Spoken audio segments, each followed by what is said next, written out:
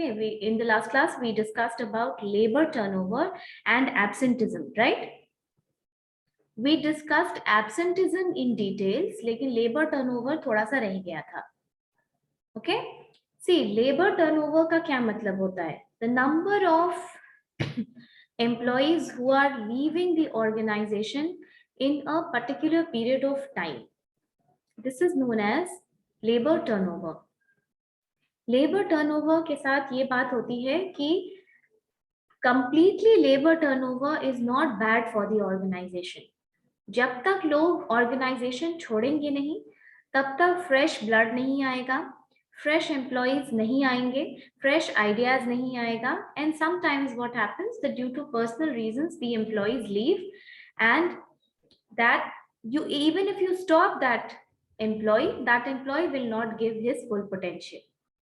इसीलिए to a certain amount labour turnover is fine. क्या amount को या क्या रेशियो को माना जाता है? जैसे अप टू 5%. कहा जाता है कि generally up to 5% labour turnover is considered to be an acceptable ratio. इतना से ऑर्गेनाइजेशन को घबराना नहीं चाहिए कि लेबर्स छोड़ के जा रहे हैं, but beyond this you need to think about it.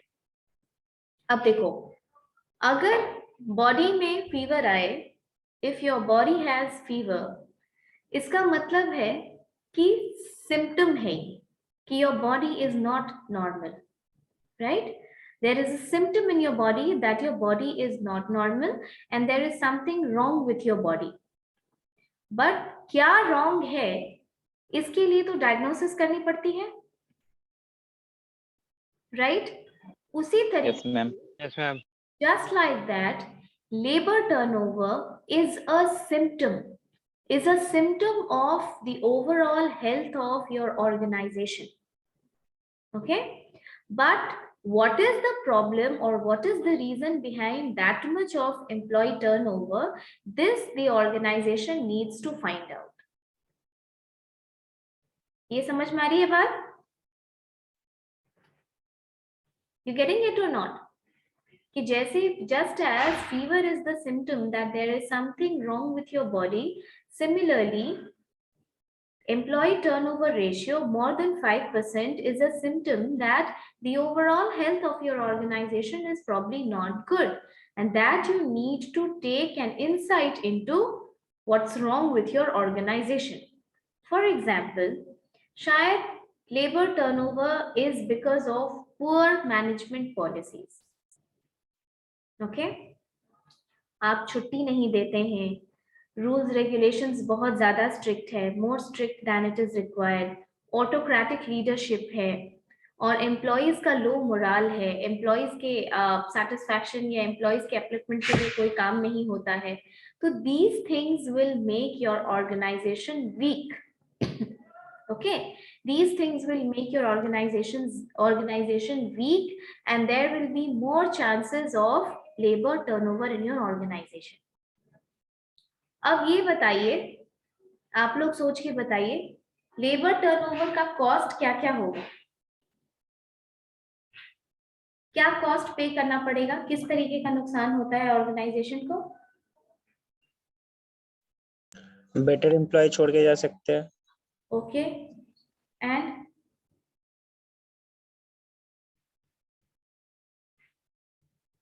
जो नए एम्प्लॉय आएंगे वो उतने बेटर और कम टाइम में वो प्रोडक्ट या जो भी उनका वर्क होगा वो नहीं कर पाएंगे. तो ठीक से बताओ एनालिसिस करके.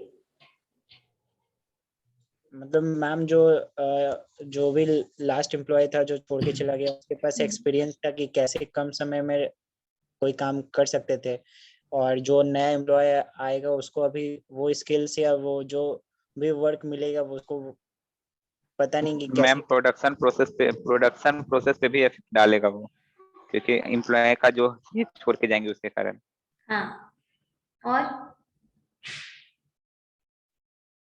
Training cost. मैम कंपनी को ज्यादा कॉस्ट इनकम करना पड़ेगा, क्योंकि फिर से नया एम्प्लॉय हायर करने में उसको कुछ ज्यादा कॉस्ट इफेक्टिव हो जाएगा वो. ठीक है, रिक्रूटमेंट कॉस्ट एंड और सोचिए, सोच सकते हैं कुछ?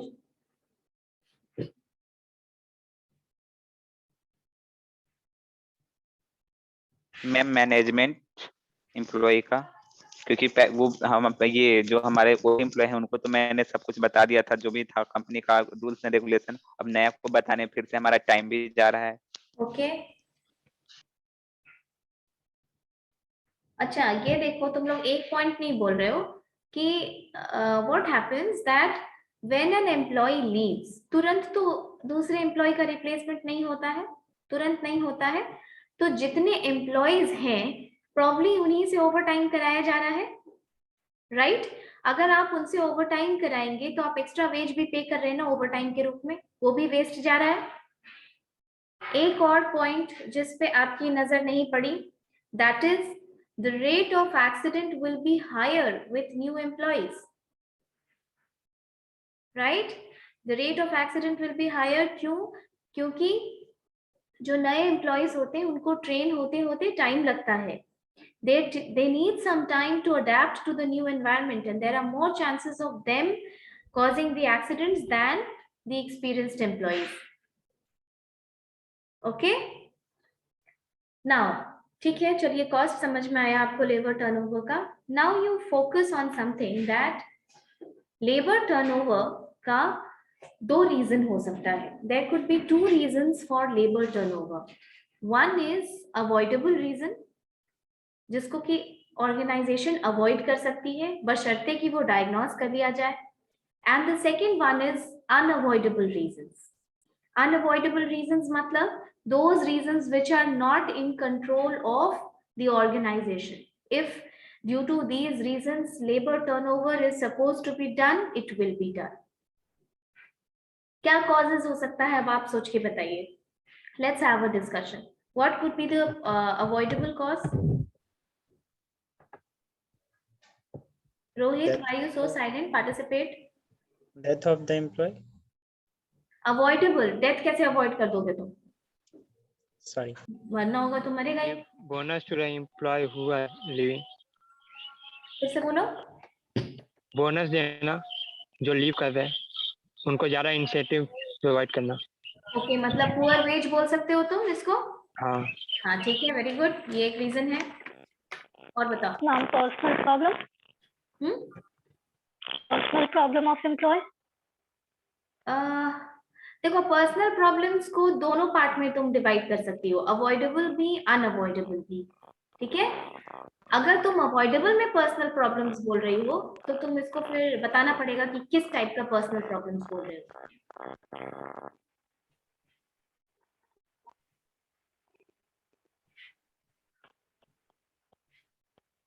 मैम इसको vacancy, You can think of other reasons also.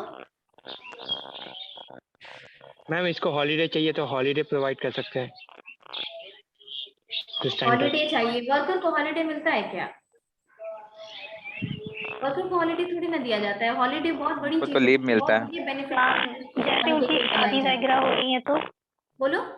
Leave लेते हैं वो लोग, हॉलीडे नहीं मिलता है। उनकी शादी वगैरह अगर हो रही है तो ठीक है, ये उनके पर्सनल जो प्रॉब्लम तुमने होगा। बोला ये अनअवॉइडेबल रीजंस में आता है, और ये जो शादी तुमने बोली ये this is a valid point and this happens mostly with the female employees. ठीक है कि शादी के पर्पज से वो लोकेशन बहुत ज्यादा छोड़ती हैं जॉब। देन शादी के पर्पज, सिर्फ शादी ही नहीं, marriage is one point, pregnancy is another point. Even if she could work during pregnancy, she would leave. There are higher chances of women leaving jobs after pregnancy. Okay, तो वो एक personal reasons में जो इसको unavoidable डाला जाएगा प्रिया। उसके अलावा बताइए।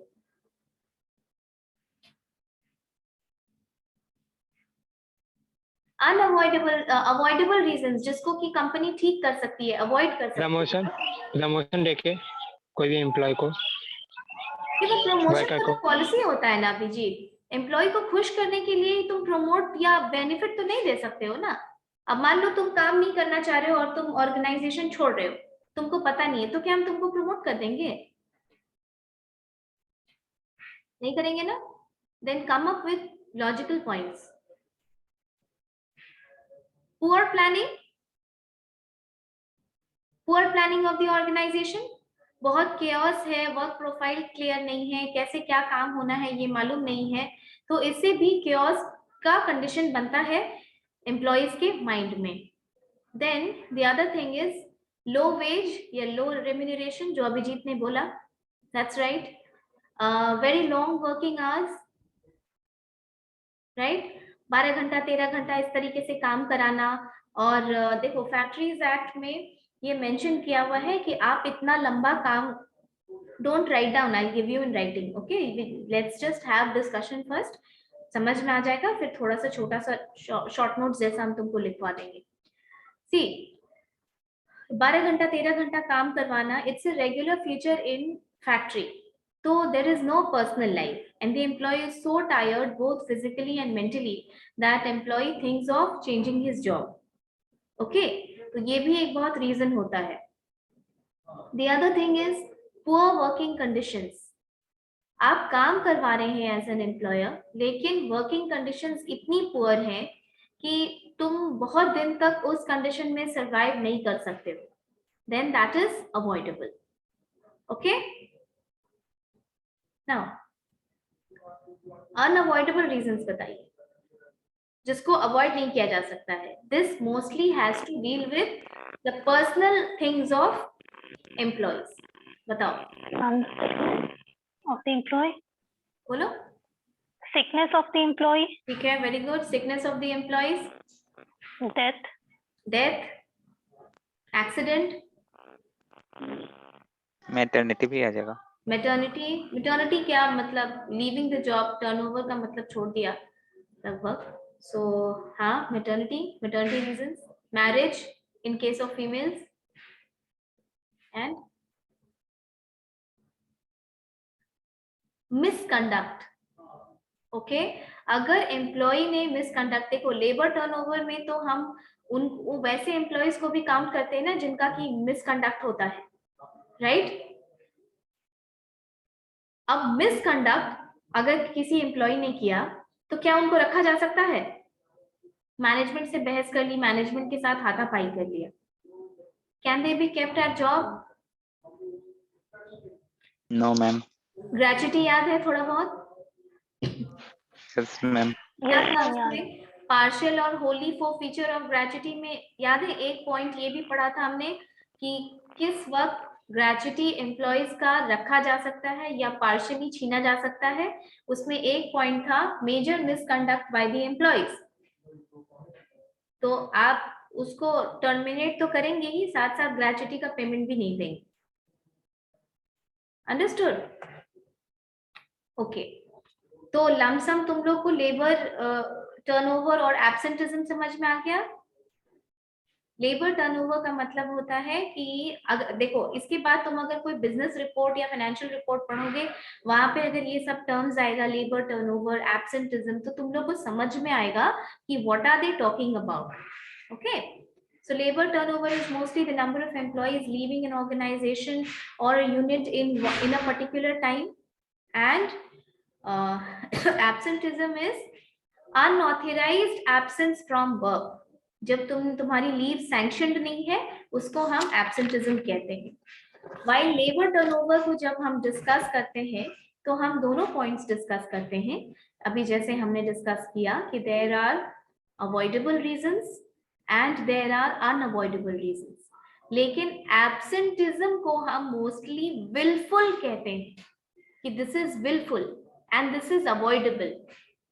अगर आप एब्सेंट हो रहे हैं तो ये आप जानबूझ के हो रहे हैं और इसको अवॉइड किया जा सकता है, कारण चाहे जो भी हो, ओके। तो ऑर्गेनाइजेशन लेबर टर्नओवर को भी रोकने का काम करती है, स्टेप्स लेती है, और एब्सेंटिज्म रिड्यूस करने के लिए भी काम करती है, ओके। ना ये राइट डाउन, थोड़ा सा लिख लो इसके ऊपर। मैम इससे पहले ट्रेनिंग का भी आप नहीं लिखवाए थे। ट्रेनिंग का नहीं लिखवाए हैं? Okay, when you are in class I will make that right. This is very short, तो ये थोड़ा 15 मिनट में हो जाएगा। You better write this first, उसमें थोड़ा सा लिखना पड़ेगा ट्रेनिंग में, Write down. Labor turnover is a universal problem.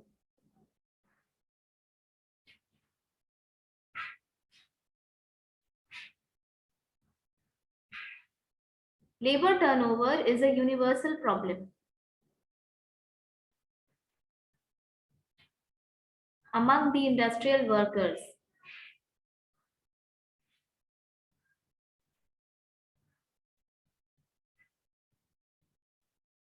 Labor turnover is an is a universal problem among the industrial workers.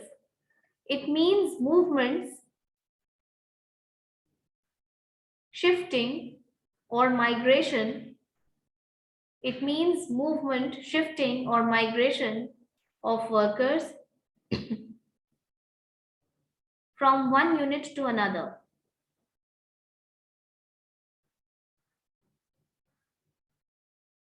Or from one industry to another.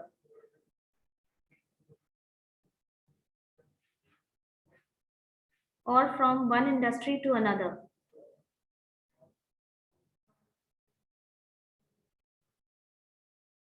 It is a natural tendency to shift to a new job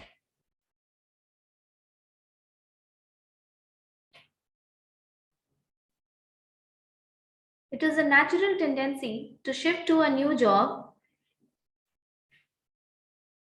which is more decent,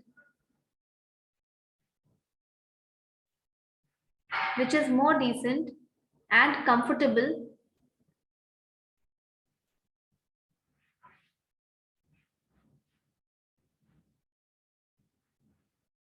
and is better paid. पैसा अच्छा मिलता हो जिसमें, and is better paid.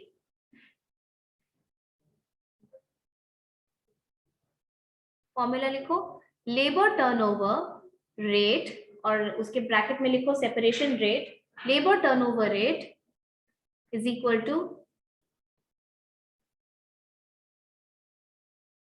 number of separations in a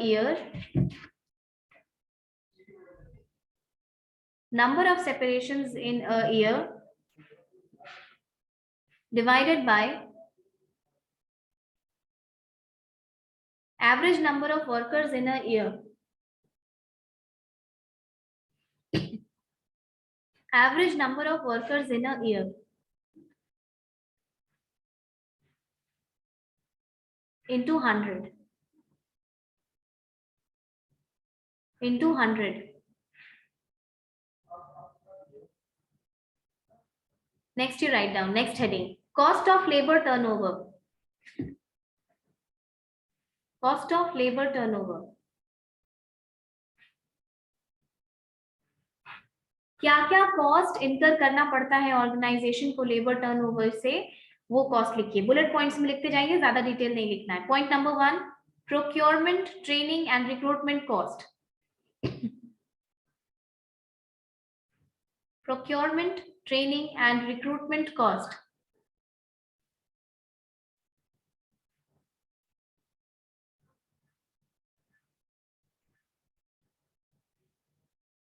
Second, loss of production in the interval between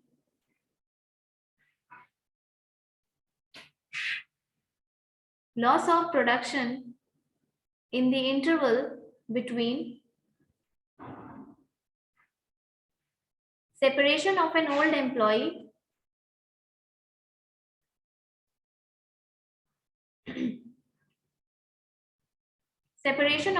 employee and replacement by the new.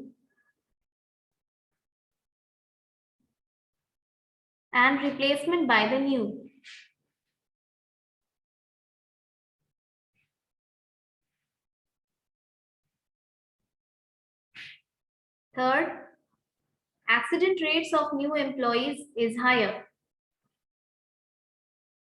Ma'am क्या बोले? Accident rate of new employees is higher.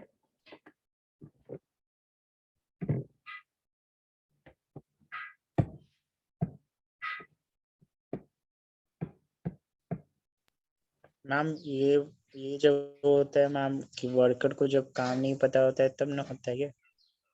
New employ, हाँ काम नहीं पता होता है, but safety is something that comes after practice. अगर आपको ट्रेनिंग एक बार दे भी दी जाती है, but experience will make you more perfect on that thing. ऐसा नहीं है कि एक्सीडेंट सिर्फ न्यू से होता है, रेट ज्यादा होता है. ओल्ड एम्प्लॉयज भी एक्सीडेंट करते हैं, बट न्यू के केस में हम ये डेटा बताता है कि new employees are more prone to accident. उनसे सेफ्टी मेजर्स में जो चूक होती है वो ज्यादा होती है. Okay, next, additional wage in the form of overtime is incurred.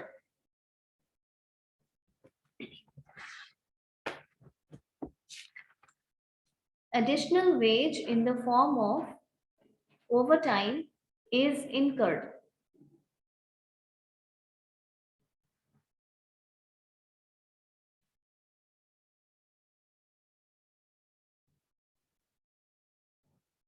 Next, scrap and waste increase. Scrap and waste increase when new employees are involved. Ma'am repeat कीजिएगा. Scrap and waste मतलब resources waste होता है new employees से. Scrap and waste increases when new employees are involved.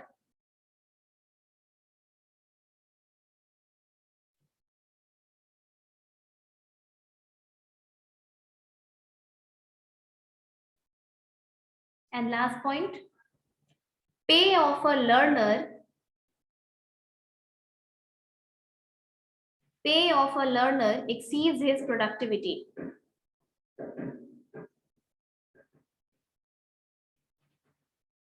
Pay of a learner exceeds his productivity.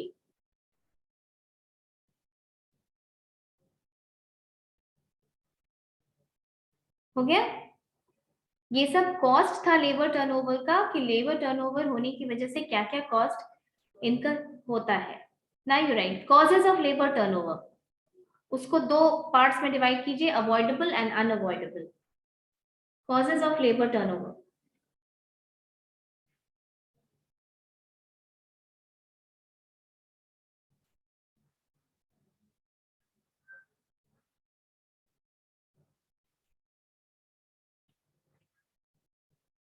Causes of labour turnover, avoidable. Avoidable causes में bullet points देख के लिखते जाइए. Shortage of material,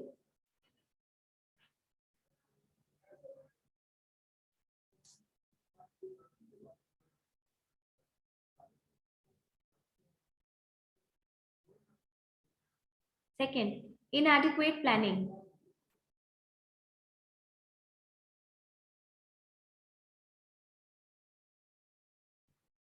Inadequate planning.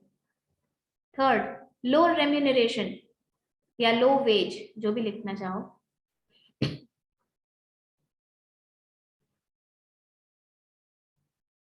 Low wage.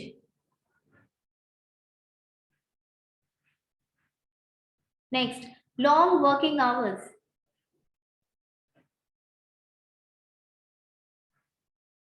Next, poor working condition.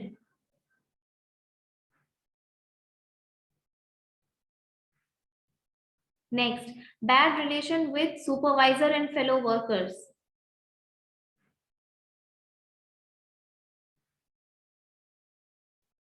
Ma'am, repeat once.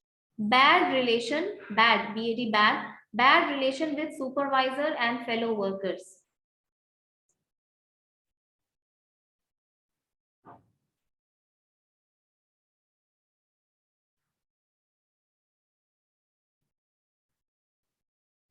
देखो इस point को थोड़ा discuss करो. ये पॉइंट्स जितना तुमको आसान लगता है सुनने में या छोटा लगता है, इसका इम्प्लीकेशन इतना ही बड़ा होता है.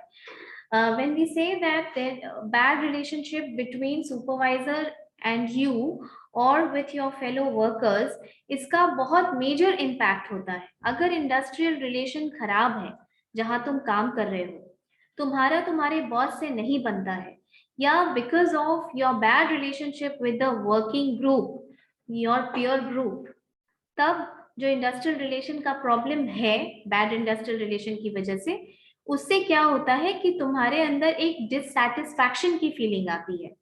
सी क्लासरूम में इस बात को समझ पाना थोड़ा सा मुश्किल है, हम तुमको बस तुम्हारी लेवल का एग्जाम्पल देके समझा सकते हैं कि मान लो एक वर्स्ट केस इमेजिन करो कि ये एक बहुत इंपॉर्टेंट पॉइंट है अवॉइडेबल रीजंस में कि अगर ऐसा है तो the management must try to avoid this. Okay, next write down unavoidable reasons.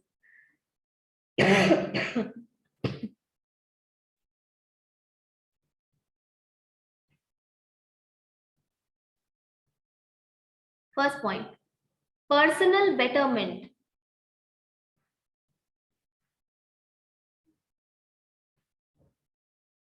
Personal betterment.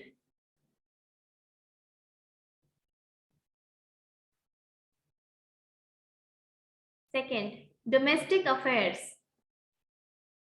Personal betterment का क्या मतलब समझे? बताओ. Obviously खुद का जैसे होता है, हाँ बोलो बोलो.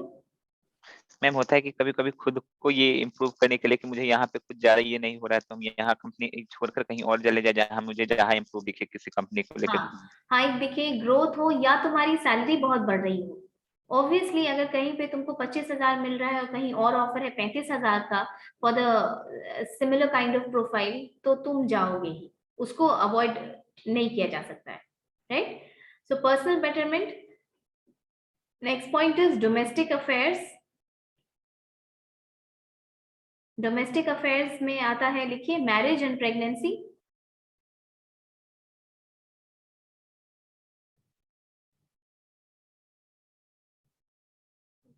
Marriage and pregnancy. Third, illness and accident.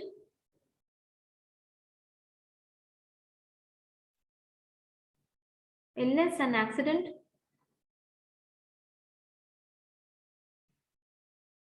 Fourth, misconduct.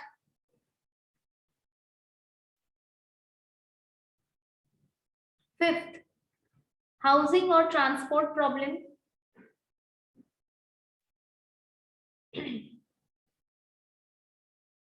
Housing or transport problem. Sixth, retirement, death.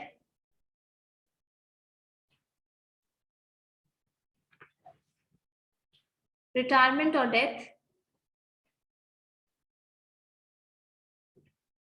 Next topic, control of labor turnover.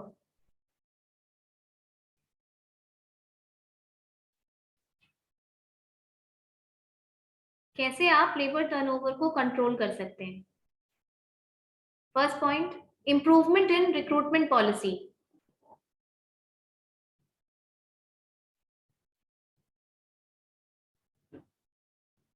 Improvement in recruitment policy. इससे कैसे इंप्रूव किया जा सकता है? Any idea? Let's discuss.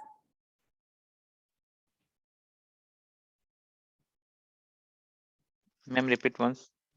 Improvement in recruitment policy. अगर recruitment policy में improvement करोगे तो लेबर टर्नओवर कैसे कंट्रोल होगा?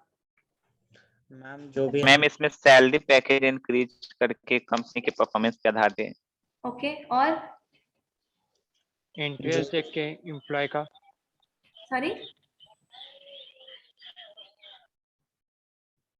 Please repeat. मैम इंटरेस्ट जो एम्प्लॉय का इंटरेस्ट होगा ना.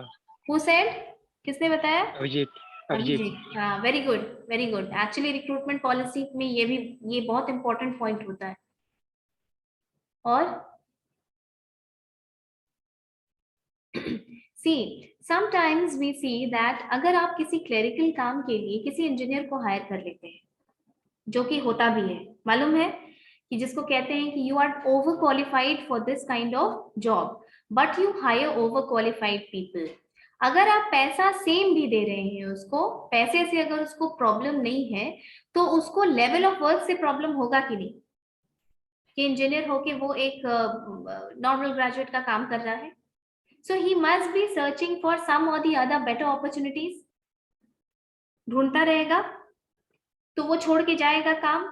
इसीलिए the kind of work profile में सैलरी तो एक बात है, इसके अलावा सूटेबिलिटी देखना बहुत जरूरी है कि वो आदमी आप किसके लिए हायर कर रहे हैं. Okay, for which kind of job you are hiring, which degree people. अगर आप ओवर क्वालिफाइड या अंडर क्वालिफाइड को हायर करेंगे, so there will be more chances of labour turnover. Okay, देखो स्किल्ड और अनस्किल्ड वर्कर्स होता है.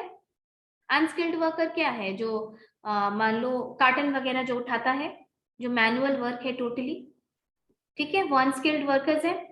स्किल्ड वर्कर जैसे जो कंप्रेसर मशीन चलाना जानता हो या जो एक्सटेंशन वाला काम जानता हो.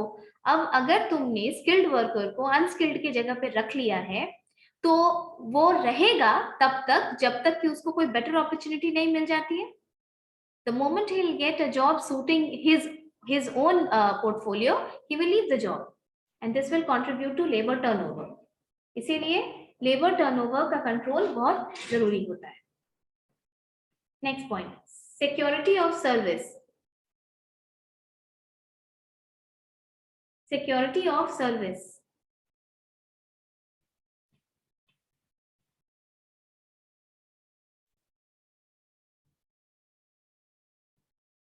Third, use of proper test and interview while employing.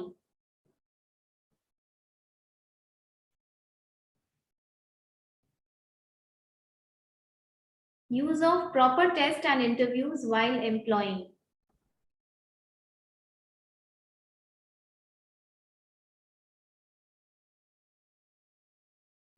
Use of proper incentive plan.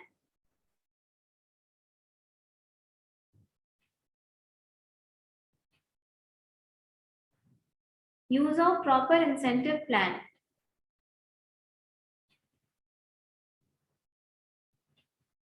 Next, proper grievance redressal.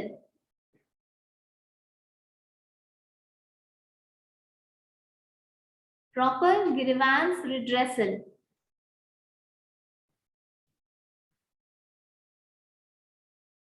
And last point, maintaining good industrial relations.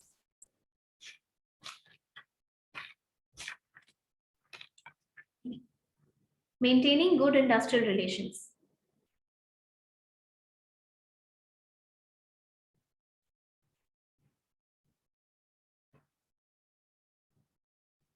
इसमें किसी पॉइंट में कोई प्रॉब्लम है? कंट्रोल ऑफ लेबर टर्नओवर में देख लो और बताओ.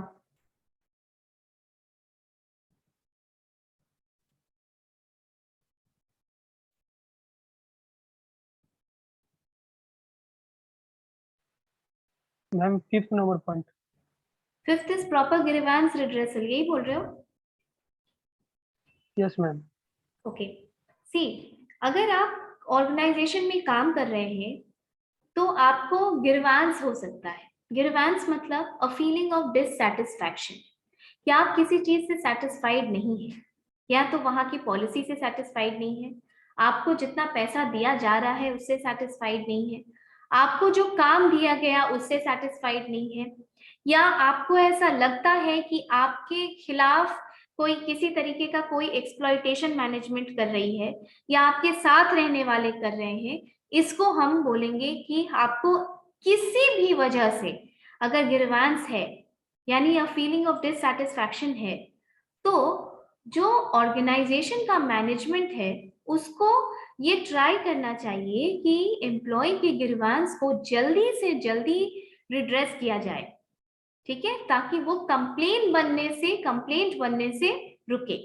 अगर ग्रीवांस को रिड्रेस नहीं करोगे तो फिर वो बड़े चीज में, कॉन्फ्लिक्ट में, इंडस्ट्रियल डिस्प्यूट में रिजल्ट करता है, जिससे कि या तो स्ट्राइक होता है या लॉकआउट होता है.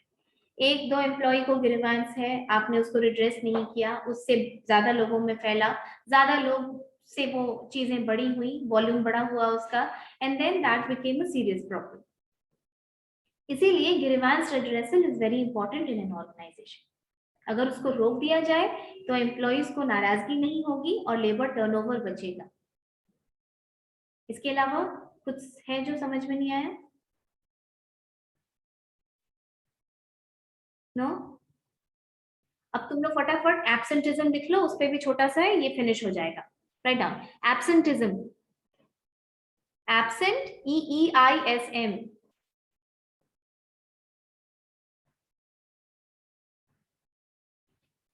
Write down. Absence of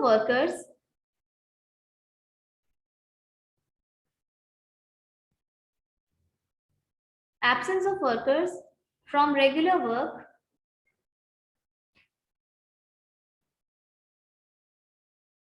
without prior permission. Absence of workers from the regular work without prior permissions, notice, or sanction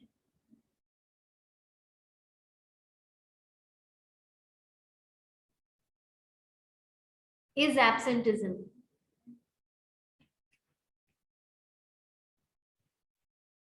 Absence of workers from the regular work without prior permission, notice, or sanction is absenteeism.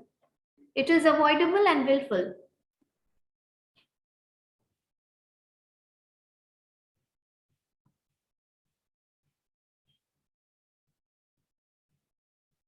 It is Ma'am, avoidable and willful.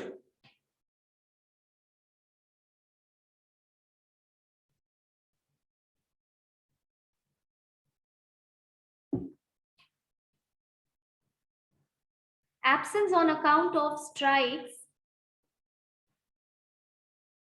Absence on account of strikes, lockouts, etc. Ma'am, absence on account of strike, dharna, strike or lockout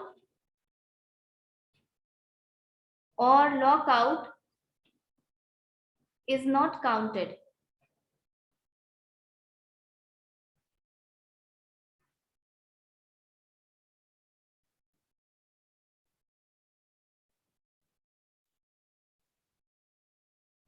Absence on account of strikes, lockout, etc. is not counted.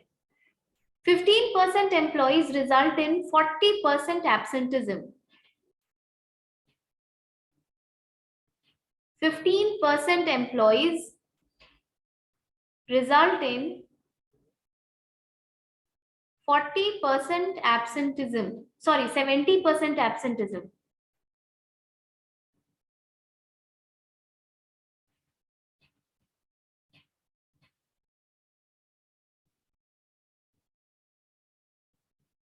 Most common days of absenteeism are,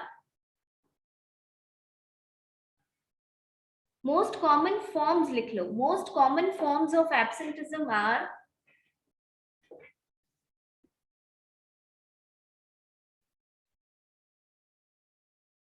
point number 1, the days before and after holiday. The days before and after holiday.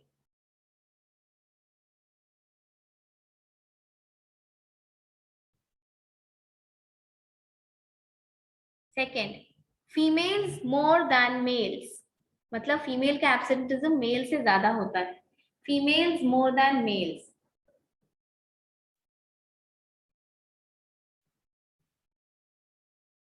और ऐसे लिख लो, short notes एकदम bullet points करके लिखो. 26 to 55 years. कहने का मतलब 25 से नीचे और 55 से ऊपर. लास्ट क्लास में हम लोग डिस्कस किए थे ना इसको. 25 से नीचे और 55 से ऊपर वाले लोगों में एब्सेंटिज्म की टेंडेंसी ज्यादा होती है. उसको अपने फॉर्म में लिख लेना. तो 25, below 25 and above 55 are more commonly found to be absent. Operative employees लिखो. Operative employees are more absent than supervisors or managerial employees. Ma'am repeat करिएगा. Operative employees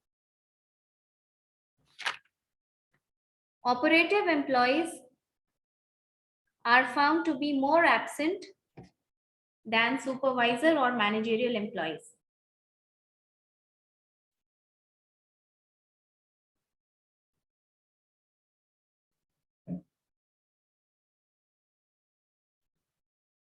Okay, बाकी चीजें आप लिख लेंगे, सिर्फ कॉज ऑफ एब्सेंटिज्म लिख लोगे तुम लोग। ये हम लोग डिस्कस किए थे लास्ट क्लास में कि नेचर ऑफ वर्क मोनोटोनस होगा या टफ होगा तो लोग ज्यादा एब्सेंट करेंगे।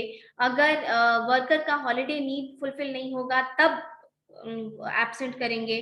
फीमेल्स मेल से ज्यादा एब्सेंट करती हैं ड्यूअल लाइफ मैनेज करने के कारण। पुअर वर्किंग कंडीशन होगा तो ज्यादा एब्सेंट होंगे। अट्रैक्शन होगा विलेज लाइफ से ज्यादा तो एब्सेंट होंगे। अल्कोहलिज्म और गैम्बलिंग की हैबिट होगी, जुआ खेलने की, तब ज्यादा एब्सेंट होंगे। इरेगुलर ट्रांसपोर्ट फैसिलिटी होगा तब ज्यादा एब्सेंट होंगे। ठीक है, ये लिख लोगे। ओके, तो ये एक टॉपिक फिनिश हुआ।